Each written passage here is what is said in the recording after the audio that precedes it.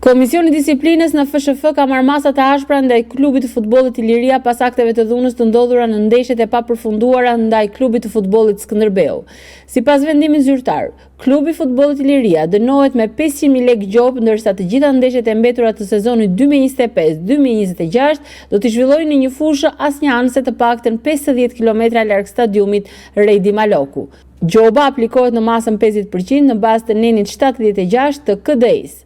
Po ashtu, në zbatim të nenit 6 fraksion 3K, është vendosur që ndeshja Iliria Skënderbeu të riluhet në 17 dhjetor 2025 në Elbasan Arena në orën 13:30. Disiplina ka goditur edhe individët përgjegjës për dhunën.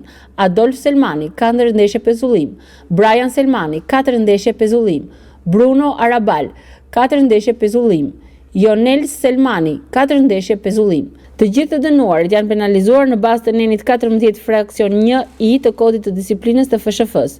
Ky është një nga vendimet më të forta disiplinore të këtij sezoni, duke theksuar tolerancën zero ndaj dhunës në futboll.